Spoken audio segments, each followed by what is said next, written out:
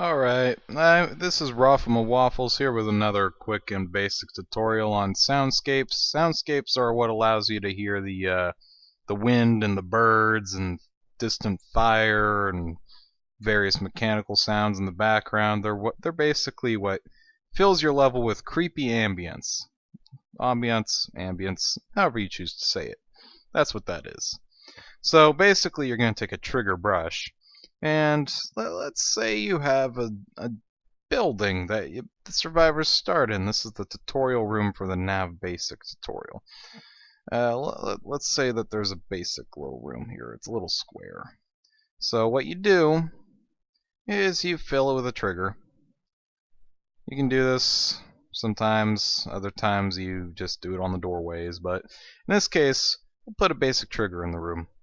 And then we'll put a entity Soundscape env underscore Soundscape triggerable. Put it down somewhere, doesn't matter where, as long as you keep track of where it is.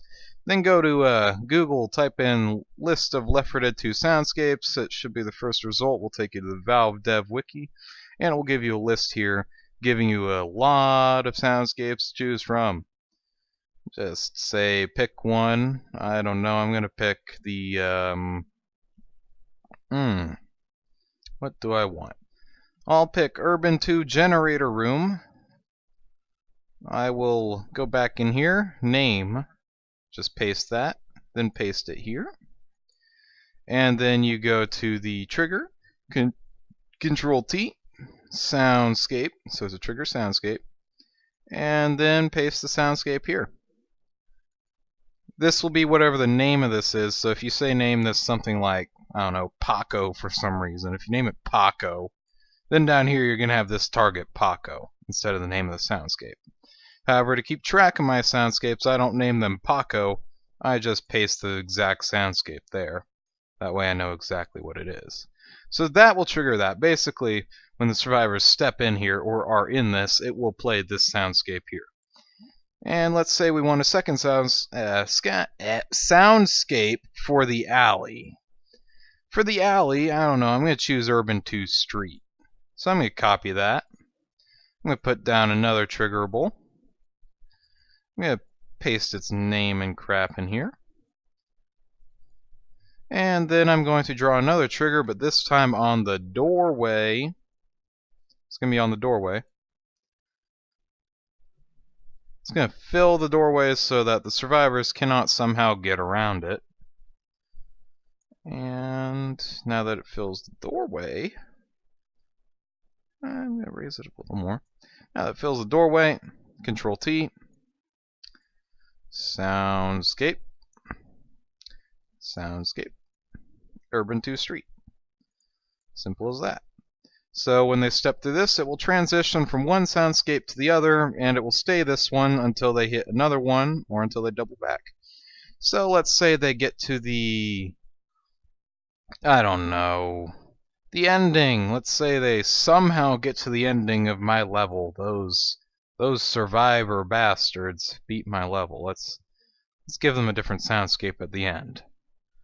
So let's put down another soundscape here, go back to our good old list of soundscapes, and let's choose the Urban 2 pipe tunnel for this. Gonna paste that here. Gonna paste that there. And go to our thing. I just copied it by cloning it. That was a shift drag that clones it, so you hold shift, then you drag it somewhere and that will clone it. So this is just another trigger soundscape, and it's targeting this one I just put down. So it will change to that. But lay gasp, when they go through that, it'll go to this. But if they back out, it will stay that because there is not another one to change it back. So we need one that change it back, so let's clone that again. So now we have two triggers here. There's this trigger on the outside and this trigger on the inside. The inside trigger is the one that's going to do the pipe tunnel. The outside trigger needs to put it back to the streets. So Urban 2 Street will be that one's soundscape target. So now when they walk through this one, this first one, if they already activated it, it will do nothing. Then they'll touch this second one, which will change it to pipe room. So now it will be a pipe room while they're standing in here. If they walk back out through this pipe room one, it will do nothing. But when they touch the streets one, it will change it back to streets. So now we have a full soundscape, quote unquote. This isn't really advanced soundscape work here, people. But we have a full soundscape, and it will transition as the players go through the level. It'll start off as the generator room 1. It'll go to the street, and then it'll go to the pipe room. Simple as that. So let's compile, and you can see.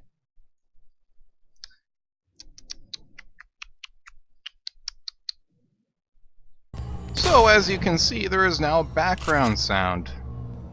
It's of a generator room, in case you couldn't tell. This map has nav from the basic nav tutorial, by the way.